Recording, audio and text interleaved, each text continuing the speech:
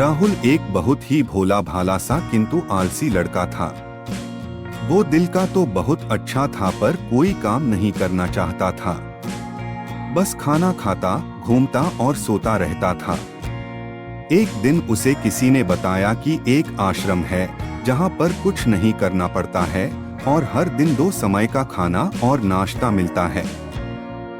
तुम वहाँ जा करके रहो। उस आलसी लड़के ने सोचा कि ये तो बहुत ही बढ़िया है और वह उस आश्रम में अपना सारा सांसारिक जीवन छोड़कर रहने लगा। आश्रम में गुरुजी रहते थे। वह हर शाम सबको प्रवचन देते जिसको वह आलसी लड़का सुनता था और फिर भरपेट खाना खाकर सो जाता था। ऐसे ही उस लड़के के दिन गुजरते गए। एक दिन उस आश्रम में कुछ भी नहीं बना। नाश्ते के समय नाश्ता नहीं मिला तो उसने सोचा कि नाश्ता तो नहीं मिला लेकिन भोजन तो मिलेगा। अब भोजन के समय भी उसे भोजन नहीं मिला। लड़का दौड़ करके गुरुजी के पास गया और उसने पूछा कि आज भोजन क्यों नहीं बना। गुरुजी ने कहा, बेटा आज एकादशी है और सबका उपवास है, इसलिए आज भोजन नहीं बनेगा। राहुल को भूख भी बहुत लगती थी। उसने गुरुजी से बोला, मैं उपवास नहीं रहूंगा, मुझे भूख लगी है, मैं खाना खाऊंगा।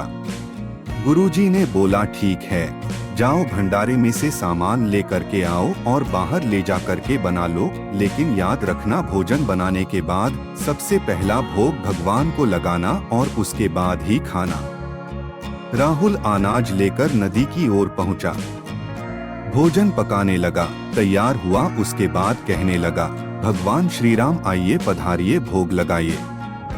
अब जब उसे लगा कि भगवान तो आ नहीं रहे हैं तो फिर कहने लगा, मुझे मालूम है आपको तो अच्छा खाने की आदत है जो बना नहीं पाया और मुझे अच्छा भोजन बनाना भी नहीं आता, लेकिन जो भी रूखा सूखा बना है आकर खा लीजिए। भगवान श्री राम उसकी सरलता पर बहुत ही प्रसन्न हुए और उस लड़के को दर्शन दे दिए। उसने देखा कि भगवान श्री राम आए हुए हैं और उनके साथ में माता सीता भी आई हुई हैं। लेकिन लड़के ने सिर्फ 2 लोगों के लिए ही भोजन बनाया था, एक अपने लिए और दूसरा भगवान के लिए। और अब क्योंकि भगवान के साथ माता सीता भी आई हुई थी तो उसने उस भोजन को माता सीता और भगवान के सामने ग्रहण करने के लिए रख दिया। भगवान श्री राम और माता सीता ने भोजन किया और उसके बाद जब वह जाने लगे तो राहुल बोला कि प्रभु आप आए, दर्शन दिए, बहुत अच्छा लगा, मुझे खाने को कुछ नहीं मिला।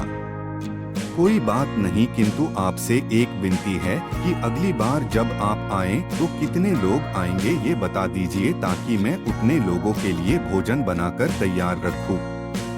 भगवान श्री राम मन ही मन मुस्कुराए और फिर अंतर ध्यान हो गए। राहुल आश्रम गया।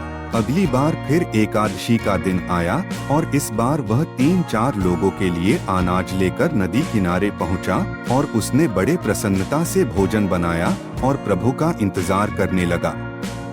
इस बार राहुल देखता है कि भगवान श्री राम संपूर्ण राम दरबार लेकर के आए हैं। राहुल ने 3-4 लोगों का भोजन बनाया था और इस बार भी भोजन कम पड़ गया। लड़के ने निराश होकर भोजन को प्रभु के आगे रख दिया। उन्होंने भोजन किया और फिर चले गए और इस बार भी लड़का फिर से भूखा रह गया। अब राहुल फिर आश्रम गया। अगली एकादशी का दिन आया और इस बार गुरुजी से कहने लगा कि गुरुजी मुझे इस बार थोड़ा ज्यादा अनाज चाहिए। गुरुजी सोचने लगे कि यह इतना सारा अनाज का करता क्या है, कहीं इसे बेचता तो नहीं है। राहुल ने कहा, नहीं गुरुजी, भोग के लिए प्रभु के साथ बहुत लोग आते हैं, उनको भी तो भोजन कराना पड़ता है। गुरुजी ने छुपकर देखने का सोचा। राहुल अनाज लेकर नदी के किनारे पहुंचा और इस बार भोजन नहीं बनाया। उसने सोचा कि प्रभु हर बार ज्यादा लोगों को लेकर आते हैं, इस बार वह जितने भी आएंगे खुद बना करके भोग लगा लेंगे और फिर प्रेम से प्रभु को बुलाने लगा। गुरुजी ये सब देख रहे थे कि भोजन तो बनाया नहीं किंतु प्रभु को बुला रहा है।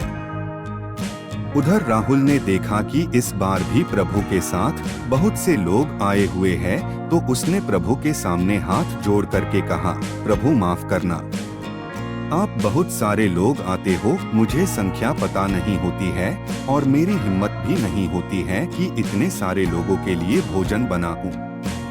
आप स्वयं आइए, बनाइए, खाइए और भोग लगाइए। प्रभु मुस्कुराते हैं और अपने साथ आए सभी लोगों के साथ मिल करके भोजन बनाते हैं।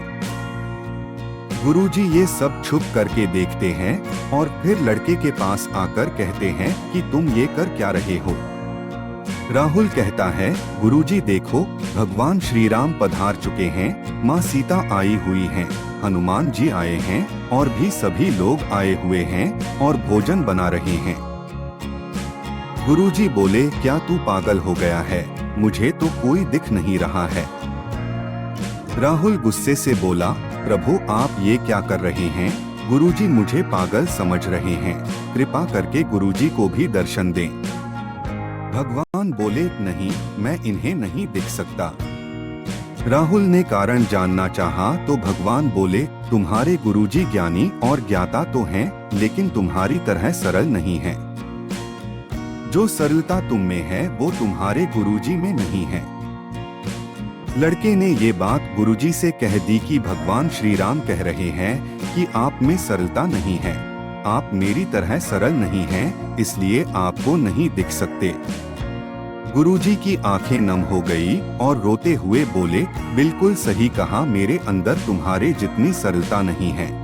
गुरुजी माफी मांगने लगे तो फिर भगवान ने गुरुजी को भी दर्शन दिए। ये कहानी हमें सिखाती है कि जीवन में सरलता सबसे आवश्यक है। जितने सरल बने रहेंगे उतना जीवन में आगे बढ़ते चले जाएंगे।